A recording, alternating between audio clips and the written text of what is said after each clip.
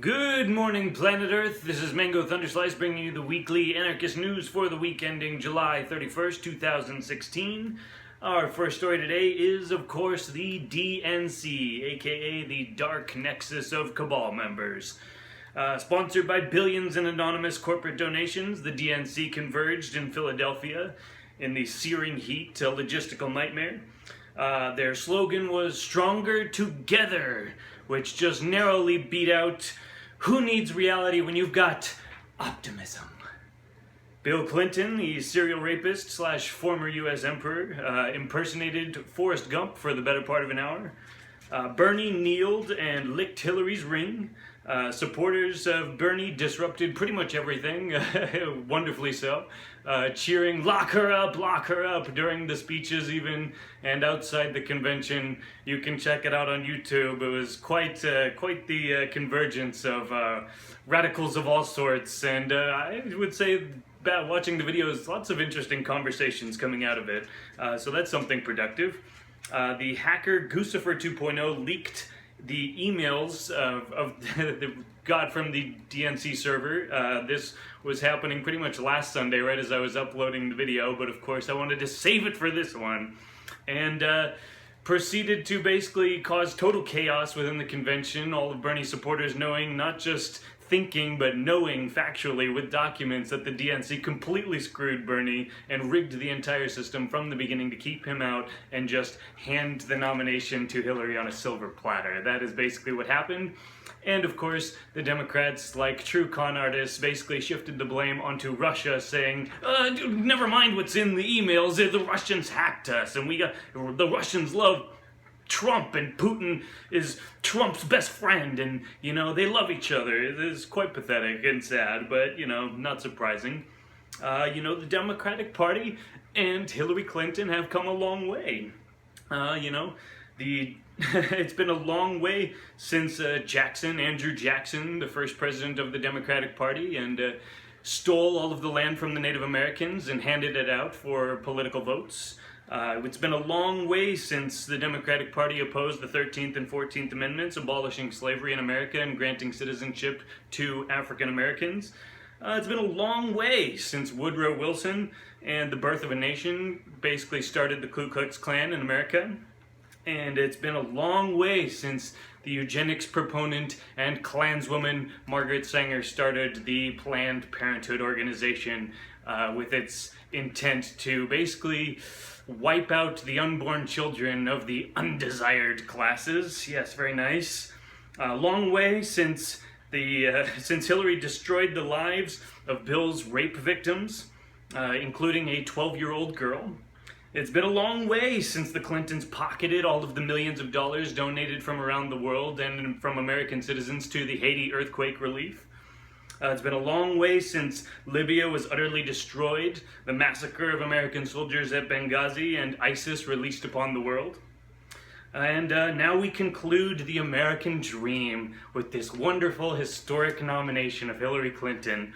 A corrupt dragon queen archetype resonator rigs the election and steals it from the people's candidate, Bernie Sanders. And Michelle Obama gave a very nice speech at the beginning of the week, says Hillary inspires her two daughters, playing on the front lawn of the White House, and it's just, Hillary shows that they can do anything, and Hillary's a role model for them. Well, I would say, first of all, that if my kid idolized Hillary Clinton as a role model, I'd be devastated. But after that, I would say to my kid, integrity matters more than power. And nobody trusts a liar. And if you lose credibility and nobody can believe what you say, then it's really hard to live life as a happy person and to actually be a part of the human species and to contribute something good to the world. So I would encourage all children to find role models that have integrity and don't lie, don't speak untruth to the entire world, all in a mad quest for power. Our next story is the road to World War III, of course. The obsolete Imperial Alliance NATO keeps the nuclear bombers at the Russian border on a constant military exercise, just basically constant, never-ending middle finger to Russia, saying we could annihilate you if we wanted to. Of course, great diplomacy. NATO member Turkey regressing into a sultanate, a full-on Islamic state, has purged 50,000 state employees. Of course, most of these are the secular employees, the non-Islamic crazy fundamentalists that are supporting this tyrannical regime. Of course, these are the people that have been purged from the government. This includes 130 media organizations, radio stations, newspapers, yeah, basically very democratic, right? Shutting down all the media organizations. And now basically Erdogan's talking about reinstating the death penalty, which to liberal Europe is very, very bad, but because he's holding the 2 to 3 million Syrian refugees as his trump card that he can release upon Europe at a moment's notice, they keep licking his ring and bowing down and playing lapdog to Erdogan, basically because he has the jump on them and can release 3 million Syrian refugees and completely wreck Europe. And Russia and China are doing joint naval exercises, joint military exercises in the South China Sea, fomenting the kind of former communist alliance of world powers in the East, which of course has happened because of American intimidation and military exercises constantly taking place on their borders. Meanwhile, the pathetic blue team blames Russia cyber attacks for their own incompetence and utter corruption. And a cyber war, this is where this is a very delicate situation, because a cyber war and cyber attacks can technically trigger the NATO Mutual Defense Clause, basically, which would lead to the World War III scenario. Yeah, very, very nice. Hillary will pull the trigger on that if elected.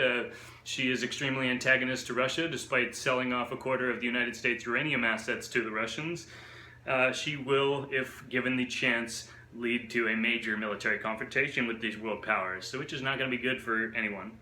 And Trump keeps denouncing the useless imperial organization NATO, which is objectively awesome for anyone who desires peace and harmony and balance in the world. Our next story is Venezuela and its socialist nightmare and its ongoing collapse. While Venezuelans starve, kids are being shot in the street, and the nation is in total, utter chaos. The socialist elites, yes, the high class of the socialist society in Venezuela, they baked a $500,000 cake for Hugo Chavez's birthday. It was 4 feet tall, cost $500,000 to bake a fucking cake. And this basically is just a perfect poetic example of how state control of money and industry leads to death and destruction and nothing else. The nation has also been basically enslaved in a forced labor law. Citizens can be basically compelled to work unpaid, mandatory field work, just basically because they have no food, okay? And so they're forcing everybody to be slaves and till the fields. And that brings us to our last story of the day, our non-political, positive, wonderful, uplifting story, and that is robotic farming technology. Wow, I heard about this in the last week, and it is amazing. So FARMBOT is the name of this product that's been designed. It's a robot that automatically gardens for you, and it does it perfectly. As perfect as a robot can do, with the right amount of water, basically, and it constantly is tending to them, checks the pH of the soil, the moisture content. It's amazing. The unit is relatively affordable at the current price of $2,900. You know, perhaps the Venezuelan elites could have, you know, eliminated the mandatory labor law if they just bought some FARMBOTs. The project is open source and can be designed by other people for other purposes. As the project evolves, it can take on a life of its own because it's the community creating the project, which is absolutely brilliant, the pinnacle of the 21st century. It's currently in pre-order phase. It will revolutionize food production, in my opinion. It can eventually be scaled up to produce automated organic warehouses, okay? This is way to feed mass amounts of people at very little cost with automation in organic gardening. Truly tremendous stuff. It's a wonderful proof of the free market and the internet ability to help planet Earth. We do not need the state to do anything but get out of the way, okay? Some final thoughts for the day. The state first allowed some people to steal everything from some other people, which was slavery. Freedom fighters and mechanized industry ended slavery, made it irrelevant, and made it so ethically unpalatable that it left the sphere. Federal Reserve and the income tax enacted in 1913 allow some of the people, those controlling the government, to steal some of the money from everybody. This is the new slavery we live in, all of us. Hillary pretends to take all from all, with Disneyland brainwash all the way through, making you feel nice about the fact that we're all being robbed and screwed over. It is likely that her imperial backers will try to steal this election as she did the primary. If she does win, the last vestiges of decentralized America will die.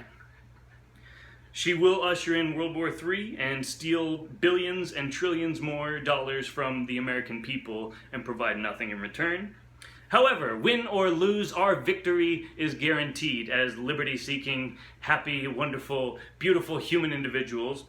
And if we are steadfast in shining a light on these fools, we can win no matter what happens. Even if Hillary starts World War III, our victory is still guaranteed. Brush fires are lit in the minds of the people, and let us carry gasoline, my brothers and sisters. Wholeness and balanced vibrations. If you like what you heard, like, comment, subscribe, share, and yeah, have a wonderful week, and I'll see you next time. Cheers.